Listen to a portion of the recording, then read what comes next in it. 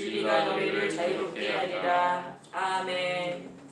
네, 말씀이 육신이 되신 예수님께서 어두운 세상에 오셔서 하나님을 아는 진리의 빛을 비추셨습니다.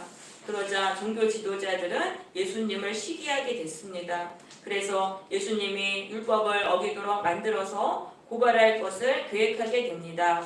이 오늘의 본문은요, 말씀은 유대인의 명절인 초막절 때에 일어난 일입니다. 초막절이란 이스라엘 백성들이 40년 동안의 광야 생활 중에서 그들을 지키시고 가나안 땅으로 인도하신 하나님을 기억하는 절기입니다. 또한 추수한 열매에 대해서 하나님께 감사를 드리는 절기입니다. 초막절기가 되니까 예수님은 초막절을 지키시기 위해서 예루살렘으로 올라가셨습니다. 그래서 밤에는 감람산에서 계셨습니다. 밤에는 기도하시기 위해서 예루살렘 동쪽에 있는 감람산에서 계셨고, 아침이 되시면은 또 성전에 오셔서 백성들에게 말씀을 가르치셨어요.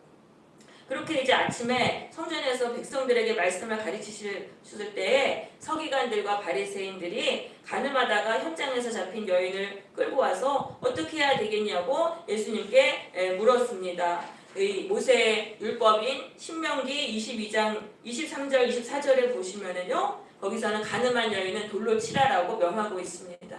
그러니까 예수님이 뭐라고 대답하시냐면 죄 없는 자가 먼저 돌로 치라라고 말씀하셨습니다.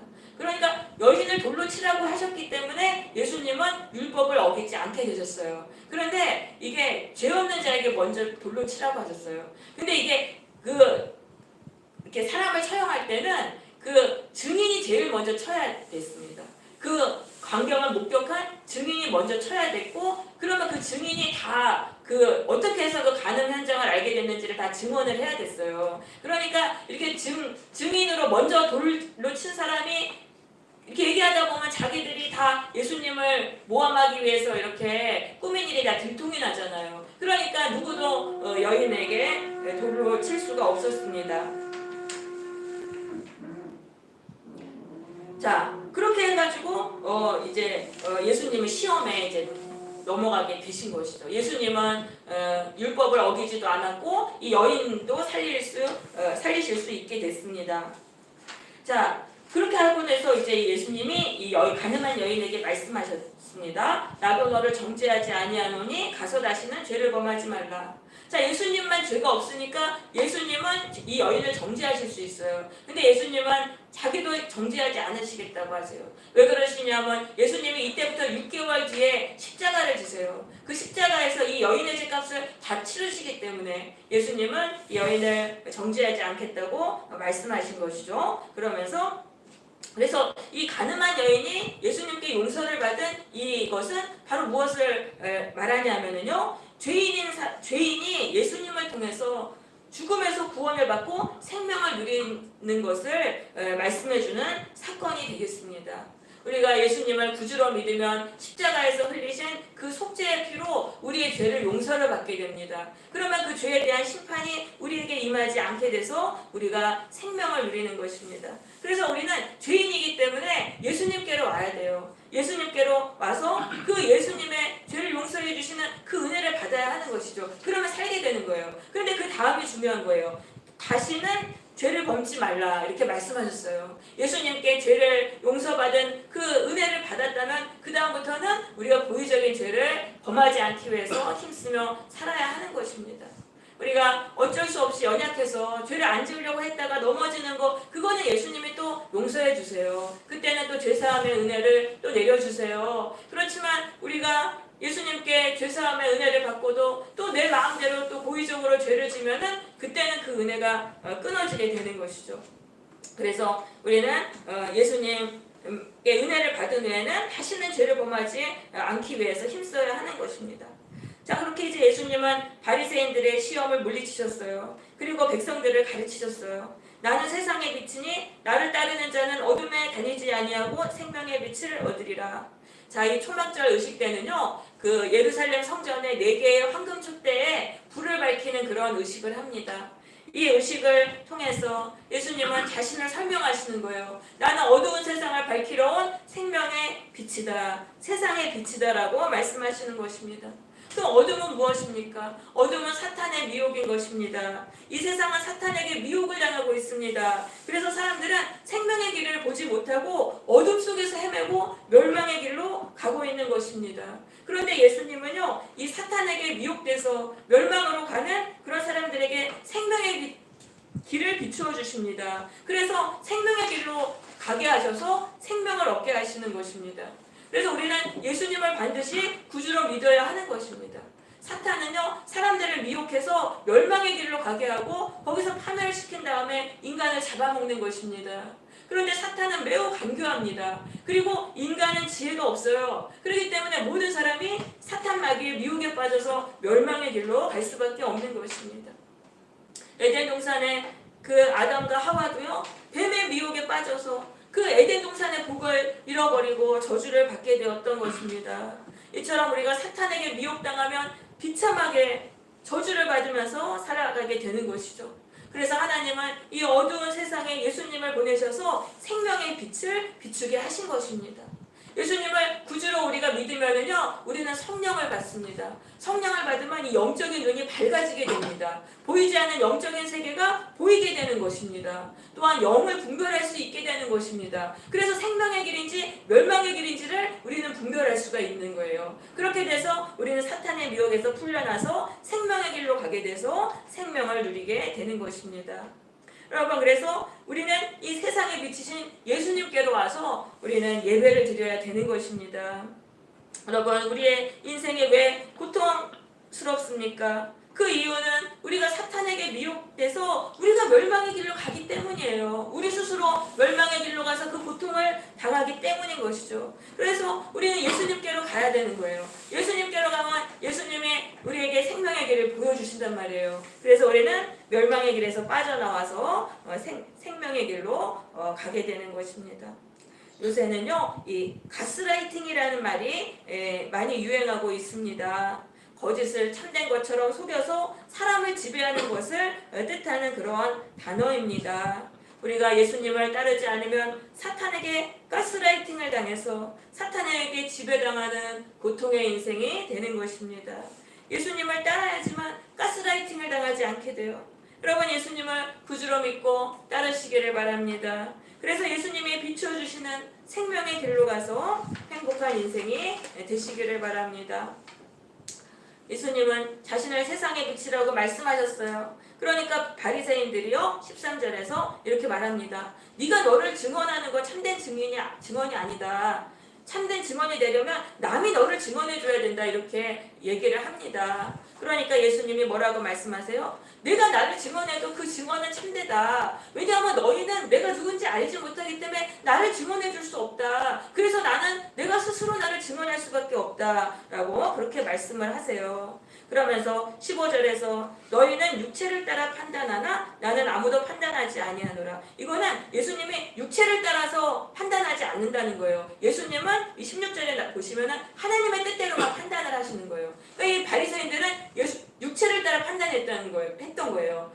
예수님이 나사렛 출신 목수의 아들입니다. 그러니까 메시아로 올 리가 없다라고 메시아이실 리가 없다라고 육체로 판단했던 거예요. 그렇지만 하나님은 어떻습니까? 인간의 외모를 보지 않으시고 마음의 중심을 보시는 거예요. 그 예수님도 그 마음의 중심을 보시면서 이렇게 판단을 하시는 거예요.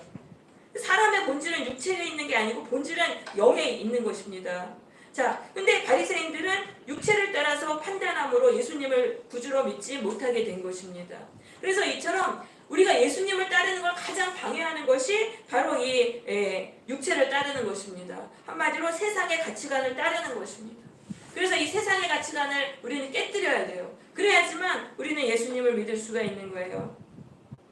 예수님은 증인이 2명이 되어야 한다는 이 신명기 17장 6절을 따라서 또 다른 증인을 제시하세요. 그 또 다른 증인이 바로 나의 아버지라고 말씀하십니다. 18절입니다. 나를 보내신 아버지도 나를 위하여 증언하시느니라. 이 말씀은 어떤 의미예요? 하나님 아버지가 예수님을 증언하신다고 말씀하신 거예요. 하나님은요, 지금도 예수님을 메시아로 증언하고 계세요. 성경의 말씀을 통해서 예수님이 메시아이심을 증언하시고 또 성령을 통해서 우리의 마음속에서 예수님의 메시아이심을 증언을 하시는 것이죠. 그런데 바리새인들이 또 이 말을 알아듣지 못하고 이렇게 물었습니다. 내 아버지가 어디 있느냐? 네 아버지는 요셉인데 이미 죽고 없지 않냐? 이렇게 이제 물어봤어요. 그러니까 예수님이 대답하시죠. 너희는 내가 누군지도 모르고 내 아버지도 알지 못하는구나. 너희가 나를 알았으면 내 아버지도 알았을 텐데. 그러니까 이 유태인들은 하나님을 섬기는 종교 행위를 정말 열심히 했지만 하나님을 알지 못했던 것입니다. 이처럼 우리가 종교 행위로는 하나님을 알 수가 없는 거예요. 예수님을 구주로 믿어야지만 하나님을 알게 되는 것입니다. 예수님은 우리에게 하나님을 계시해 주시는 그러한 분이시기 때문이죠. 여러분, 우리가 예수님을 구주로 믿으면 하나님을 알게 돼요. 하나님을 알게 되면은 우리의 가치관이 육에서 영으로 바뀌게 됩니다. 우리가 하나님을 알지 못했을 때는 세상의 가치관에 따라서 판단을 했어요. 사람을 볼 때 외모가 좋고 스펙이 좋으면 좋은 사람으로 여기고 외모가 안 좋고 스펙이 없으면 안 좋은 사람으로 여겼어요. 그렇지만 하나님을 알면, 예수님을 구주로 영접해서 하나님을 알면은 영을 따라서 사람을 판단하게 되는 거예요. 성령 받은 사람을 귀하게 여기게 되고 그런 사람을 가까이 하게 되는 거예요. 그렇게 해서 하나님의 구원의 역사가 우리에게 일어나게 되는 것입니다. 그러니까 구원은 가치관의 변화를 통해서 받게 되는 것입니다. 여러분, 예수님을 구주로 믿으심으로 이 가치관이 변하게 돼서 그 구원을 받게 되시기를 바랍니다. 그래서 이제 예수님이 이 말씀을 헌금함 앞에서 하셨어요. 유대인들은 하나님을 알지 못한다라는 이 말씀을 사람들이 많이 모이는 그 성전의 그 헌금함 앞에서 하셨어요. 그렇지만 누구도 예수님을 체포하지 않으셨습니다. 왜냐하면 그의 때가 이르지 아니하셨기 때문이죠. 그의 때는 뭡니까? 예수님이 십자가를 지셔야 되는 그 유월절이 이르지 않았기 때문이죠. 예수님은 인류를 사탄의 종에서 해방하시는 유월절 어린 양으로 오셨기 때문에 유월절에 죽으셔야 돼요. 그럼 유월절은 아직 6개월이 뒤에 있기 때문에 누구도 예수님을 잡지 못했던 것이죠.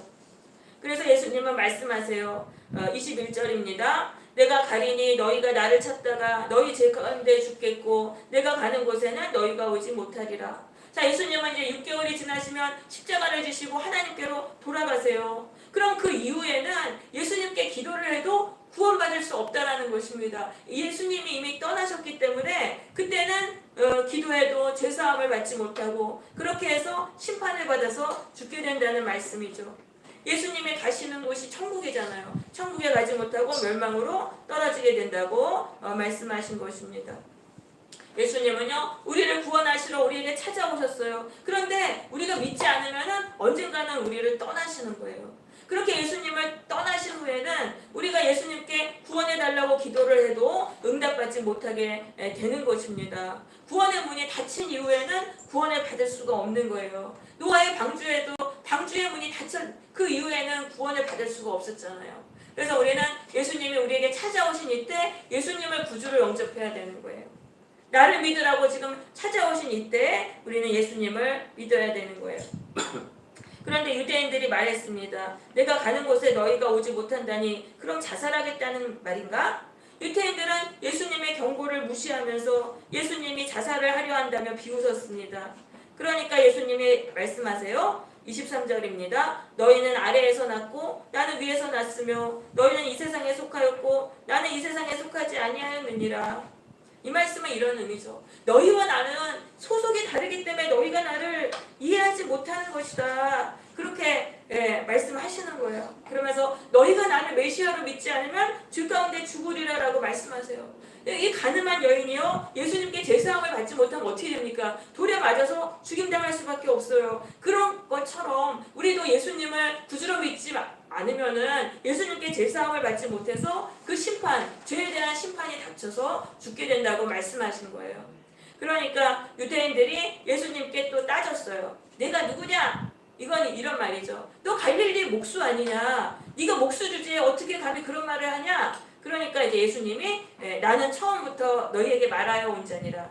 자, 이것은요, 이 헬라어 원문은 또 이렇게 번역할 수 있어요. 그것이 바로 내가 처음부터 말해온 것이다. 이렇게도 번역할 수 있어요. 이 번역이 더 맞아요. 그러니까 나는 내가 메시아라고 내가 처음부터 계속 얘기했던 것이다. 너희들이 못 알아들은 것이다. 이제 그렇게 말씀을 하신 것이죠.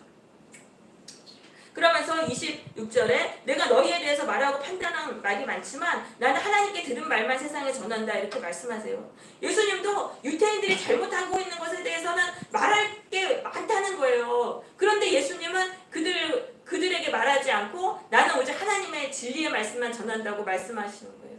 그러니까 진리를 알지 못하는 사람하고는 싸우면 안 되는 거예요. 그 사람들하고 싸우면은 거기서 마귀가 역사를 해서 구원의 역사가 일어나지 않아요. 그러니까 예수님은 그걸 아셨기 때문에 계속 진리를 전한 거예요. 그냥 진리의 말씀만 계속 예수님은 전했던 것입니다. 유대인들이 예수님을 말씀을 알아듣지 못해도 계속 진리를 전했어요. 그랬더니 30절 보세요. 이 말씀을 하심에 많은 사람이 믿더라. 계속 예수님이 진리를 전하니까 많은 사람이 예수님을 믿게 되었습니다. 진리를 계속 전하면 믿는 사람들이 예수님을 믿는 구주로 믿는 사람들이 생기게 되는 것입니다. 진리를 전하면은 진리를 완강하게 거부하는 사람들도 있지만 또 다른 사람들은 그 중에서 그 복음을 듣고 하나님의 말씀을 듣고 믿는 사람들이 생기게 되는 거예요. 그래서 진리를 선포해야 되는 거예요. 진리를 거부해도 물러서지 않고 계속 진리를 전하면은 진리 열매를 얻게 되는 것이죠. 그래서 예수님은 자기를 믿은 유대인들에게 말씀하셨어요. 너희가 내 말에 거하면 너희가 참 내 제자가 되고, 내 말에 거한다는 헬라어 시제는요 지속의 의미를 가지고 있어요. 시험과 고난이 와도 예수님을 따르고 순종하는 그것을 말하는 것입니다. 그러니까 어떠한 상황에서도 예수님의 말씀을 믿고 순종하면 어떻게 됩니까? 너희를 자유롭게 한다고 말씀하세요. 이건 뭐냐면 영적인 결박과 육적인 결박과 모든 것을 풀어주시고 참된 자유를 주신다는 그러한 말씀인 것입니다. 우리가 예수님의 말씀에 계속적으로 순종하면 우리는 참된 자유를 얻게 되는 거예요. 그러면 이 참된 자유에 대한 말씀을 우리가 이해하려면 우리는 희년에 대해서 알아야 하는 것입니다. 예수님은 나사렛에 있는 회당에서 말씀하셨습니다. 누가복음 6장 18절에서 주의 성령이 내게 임하셨으니 이러시면서 내가 주의 은혜의 해를 전파하게 하려 하심이라 이렇게 말씀하셨어요. 주의 은혜의 해가 바로 희년인 것입니다. 예수님은요 희년을 선포하러 오셨어요. 이 레위기 25장 8절에서 11절에 보면 희년에 대한 설명이 있어요. 희년은 뭐냐면 일곱 안식년을 지킨 후에 50년째에 돌아오는 50년째에 오는 해입니다. 이때 속죄일에 선포가 됐어요. 희년이 선포가 되면은 종이 해방이 되고 빚을 탕감을 받았습니다. 원래의 축복의 상태로 회복이 되는 해가 바로 희년인 것입니다. 그래서 예수님은 이 희년을 선포하시고 인간에게 참된 자유를 주시기 위해서 이 세상에 오신 거예요.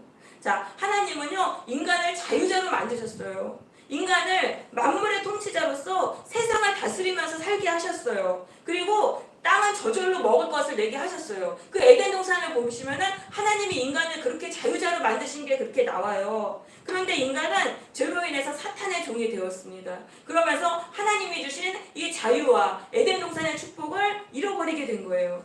그런데 예수님은 희년을 선포하시기 위해서 이 세상에 오신 거예요. 희년이 선포되면은 사탄의 종에서 풀려나요. 사탄의 종에서 풀려나고 다시 에덴 동산이 우리에게 회복이 되는 것입니다. 인생의 저주에서 풀려나게 됩니다. 그리고 하나님께 다스리는 권세를 받게 돼요. 그렇게 돼서 왕처럼 인생을 다스리면서 살게 되는 거예요. 환경에 끌려가는 게 아니라 내가 환경을 지배하면서 이렇게 살게 되는 거예요. 그리고 땅은 저절로 먹을 걸 다 내는 거예요. 자유와 축복의 인생이 되는 것이죠. 그래서 예수님은 인간을 사탄의 종에서 해방하셔서 하나님이 처음에 인간에게 주셨던 그 에덴 동산의 복을 주시려고 이 세상에 오셨던 거예요. 그런데 이 희년이 선포되려면 속죄의 피가 흘려져야 되는 거예요. 왜냐하면 희년은 속죄일에 선포되었기 때문이죠. 그래서 예수님이 오셔서 십자가에서 속죄의 피를 흘리셨던 것입니다. 그런데 우리에게 그럼 예수를 내가 구주를 믿는데 우리에게 희년이 선포되려면 한 가지 조건이 더 있어요. 뭐가 있냐면 7 안식년을 지켜야 하는 거예요. 자, 희년은요 7 안식년을 지키고 그 다음 해에 선포될 수 있었던 것입니다. 그러니까 안식년이라는 건 뭐예요? 7년마다 농사를 안 짓고 땅을 쉬는 거잖아요. 그거를 7번을 해야지 그 다음에 50년째 희년이 오는 거예요. 이건 무엇을 말하냐면 우리가 예수님의 말씀에 온전하게 순종을 해서 그 순종의 양이 차야지만 우리에게 희년이 선포된다는 것을 의미하는 것입니다. 그래서 우리는 예수님께 계속적으로 순종해야 돼요. 그래서 예수님 말씀하셨잖아요. 너희가 내 말에 거하면, 지속적으로 순종을 하면 너희가 자유케 된다라고 말씀을 하셨던 것입니다. 그래서 순종하다 말았다 하면은 우리에게 희년이 선포되지 않아요. 우리는 예수님만 믿으면 저절로 우리가 자유케 될 줄 아는, 희년이 선포돼서 자유케 되는 게 아닌 거예요. 예수님께 순종하는 그 양을 채워야 되는 거예요. 그 희년이 어떻게 오냐면요. 안식년을 이제 7 안식년을 해야 되는데 3번밖에 안 지켰어요. 그러면은 그 앞에 3번 지킨 건 꽝이 되는 거예요. 다시 처음부터 시작을 해야 되는 거예요. 그렇게 해서 7개의 안식년을 채워야지만 50년째 희년이 선포될 수 있었던 것입니다. 그래서 우리도 그래요. 예수님께 순종했다가 안 했다가 이렇게 되면은 앞에 순종한 게 다 꽝이 되는 거예요. 그래서 다시 처음부터 순종해야 돼요.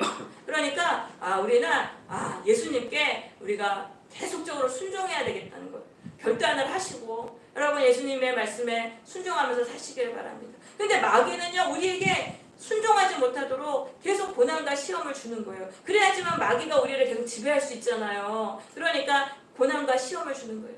이것을 깨닫고 여러분 고난과 시험 속에서도 예수님의 말씀에 순종하시기를 바랍니다. 그렇게 되면 우리 안에 그 순종의 양이 차는 거예요. 계속적으로 순종해야 돼요. 순종했다가 안 했다가 하면은 다시 처음부터 해야 돼요. 계속적으로 예수님께 순종하시기를 바랍니다.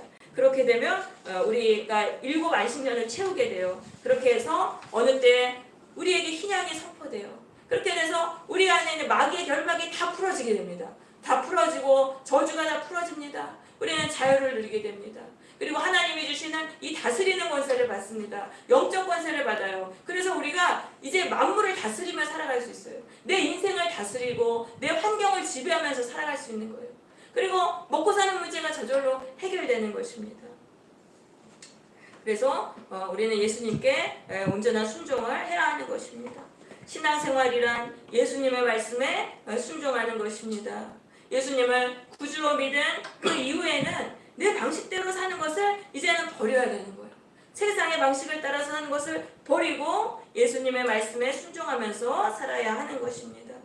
우리의 순종의 양이 찰 때 드디어 7 안식년을 지키게 돼서 희년이 선포되고 자유를 누리게 되는 것입니다. 여러분 예수님의 말씀에 온전한 순종을 하시기를 바랍니다. 세상을 섬기는 일에서 돌아서서 예수님께 순종